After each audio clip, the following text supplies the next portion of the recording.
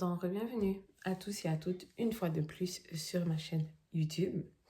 Donc, je reviens cette semaine, non pas avec forcément des quick updates sur la situation, mais plus pour répondre en fait à une série de questions qui me sont reposées continuellement et que je vais essayer en fait de répondre le plus clairement possible que je peux cette fois-ci pour fixer les uns et les autres et éventuellement bien sûr à la fin pour ceux qui veulent des preuves physiques ou officielles de ce que je suis en train de dire, je vais vous laisser les liens dans la barre d'infos de la vidéo.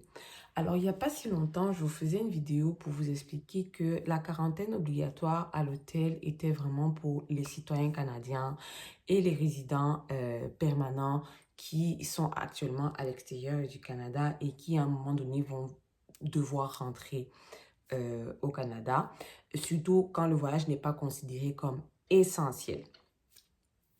Alors, aussi, dans cette vidéo, ce sera vraiment plus pour détailler c'est quoi qui est considéré comme un voyage essentiel qui peut faire que vous puissiez avoir l'exemption. Je pense que j'ai déjà fait une vidéo aussi où je parlais des exemptions, les gens qui étaient exemptés en fait et qui pouvaient venir au Canada. Donc bref, en tout cas, on va revenir là-dedans plus en détaillé.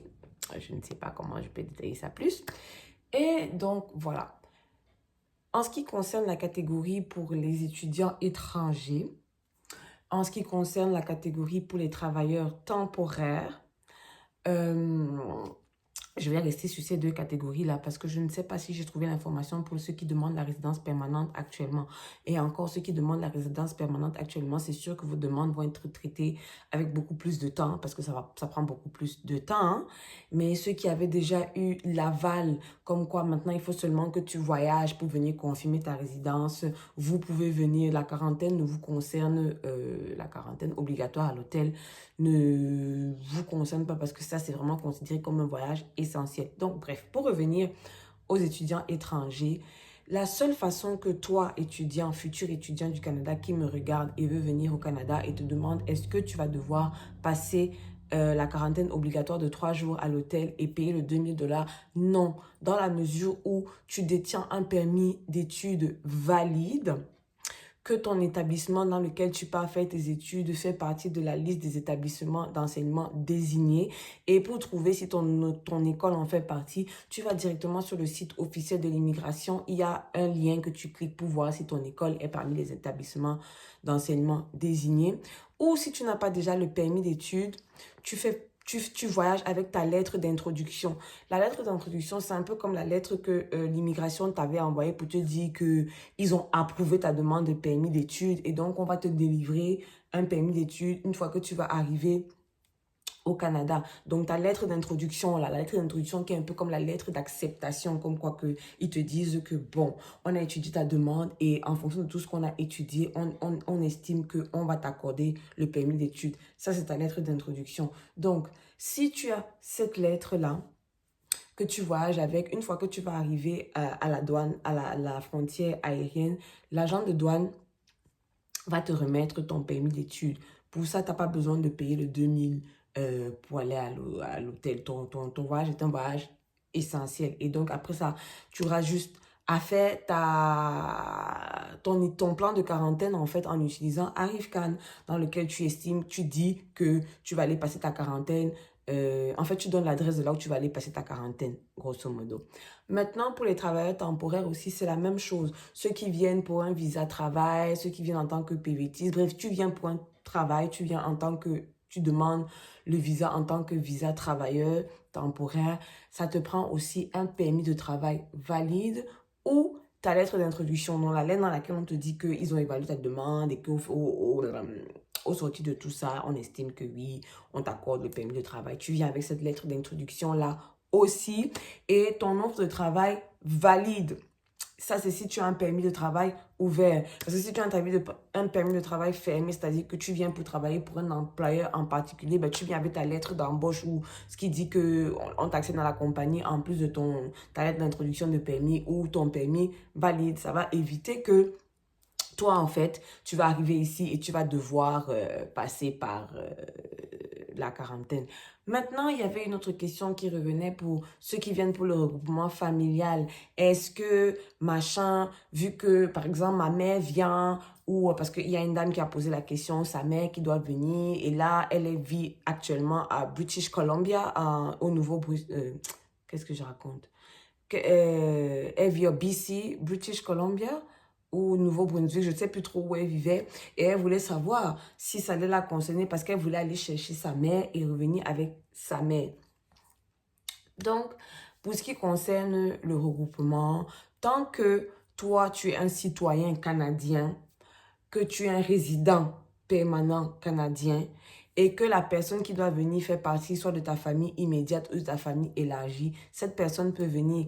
À condition maintenant que dans le voyage, tu stipules qu'elle vient pour une raison soit essentielle, soit humanitaire. Bon, humanitaire, c'est généralement si, par exemple, la personne vient t'assister pour une cérémonie de fin de vie, pour un deuil, ce genre de circonstances malheureuses là.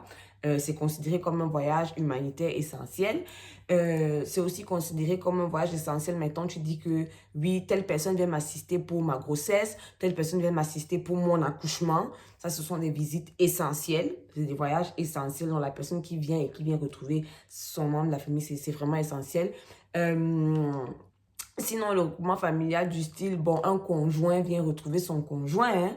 Donc, dans le cadre du regroupement familial, c'est essentiel, les familles se réunissent. Mais ça met que toi, de base, tu es soit un résident, tu es soit de base un citoyen canadien. Ça ne marche pas pour... Bon, ça marche encore aussi si, par exemple, tu es étudiante et tu veux que ta mère vienne te voir. Il faut que ce soit un motif vraiment essentiel ou humanitaire. Donc, essentiel dans le style, ma mère vient, je suis étudiante étrangère, c'est vrai, mais je suis enceinte, ma mère vient m'assister pour ma grossesse, ou ma mère vient m'assister pour mon accouchement et l'après-grossesse, ou, mettons, ma mère vient assister à un événement tragique, un enterrement ici, ou, mettons, une cérémonie de fin de vie, parce que vous savez qu'ici, les gens, certaines personnes veulent avoir le droit de décider quand ils meurent, et donc tu viens pour une cérémonie de fin de vie, etc. Donc, voilà un peu les raisons. Donc, tout ce qui est autre maintenant que c'est le tourisme, tu viens parce que tu veux... Le tourisme, c'est pas considéré comme un voyage essentiel, vu qu'on refuse que on veut que les Canadiens, les citoyens canadiens, les résidents ne partent pas eux-mêmes aussi à l'étranger pour le tourisme, dans l'effort, en fait, d'éradication de la pandémie, quoi. En fait, le contraire est tout aussi vrai que pour le tourisme actuellement, on ne veut pas. Donc, de toutes les façons, si tu viens en ton âme et conscience, ben, sache que c'est pas un voyage essentiel. Déjà, je ne sais pas s'ils vont t'accorder le visa, mais toi-même dans l'hypothèse où ils t'accordent le visa, ben, prépare-toi avec le 2000, l'hôtel, machin. Là, j'ai pris un peu les commentaires de certaines personnes qui ont déjà commencé à passer par ce système de réservation et d'aller à l'hôtel. Certains disent que oui, pour 3 nuits à l'hôtel, dépendamment de comment l'hôtel te facture, il y en a qui ont des nuits, $300 par nuit. Tu te fais tes 3 nuits, 300, 300, 300, ça te fait, il y a 900, plus la nourriture. Il y en a qui s'assortent avec des factures de 1200, donc un peu moins que le 2000 prévu par Trudeau. Parce qu'il faut savoir que le test COVID à l'aéroport, quand tu arrives, en tout cas pour quelqu'un qui l'a fait à Trudeau, Montréal, la personne a payé $149 le test. Donc, bon, rajouter à ça, voilà un peu. Donc, le reste, j'ai pas vraiment trop envie d'entrer dans les détails pour comment ça se passe pour la réservation, parce que certains disent qu'il y avait des délais tellement longs pour pouvoir parler à un agent pour réserver. D'autres disent qu'ils sont même arrivés au Canada sans avoir pu réserver et que de l'aéroport, on les a dirigés directement à un hôtel, qu'ils aillent s'arranger là-bas. Et de ce que je lis, les commentaires, ça et là, c'est là où je me dis que, mais en fait, le gouvernement se fout même de la gueule des gens parce qu'il y a beaucoup de gens qui disent que on ne t'escorte même pas.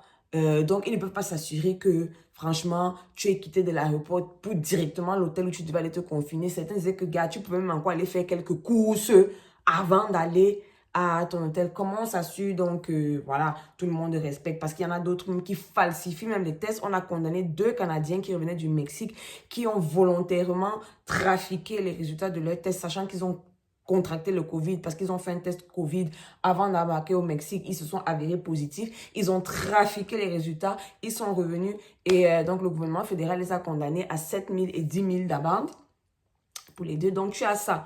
Il y a ceux qui te disent qu'on ne t'escorte pas. Pourtant, dans le communiqué, on disait que les gens, c'est toi qui payes encore l'escorte, on t'escorte, on t'amène à l'aéroport. Par contre, si tu n'es pas arrivé à l'hôtel que tu avais prévu, que tu dois aller passer la quarantaine, il y a une alerte qui est mise. Donc là, on commence à te chercher parce que tu n'es pas allé à ton lieu de quarantaine. Donc là, c'est ça. Mais il n'y a personne qui escorte, en tout cas du moins à Montréal, je ne sais pas pour les autres aéroports, il n'y a personne qui escorte. Donc du coup, les gens font d'abord leur truc avant de se rendre à l'hôtel. Donc mettons, j'ai atterri à 11h et je m'en vais à l'hôtel à 19h. Entre-temps, j'ai fait quoi dans la période puisqu'il n'y a personne qui t'escorte pour t'amener. Donc, voilà un peu. Donc, ça répondait à la personne qui me disait qu'il devait finir son voyage à Fort McMurray, je pense que tu m'avais dit, et que tu avais un transit. Techniquement, si tu viens pour les études, ça ne va pas te concerner. Donc, tu vas tranquillement faire ton transit et arriver à Fort McMurray.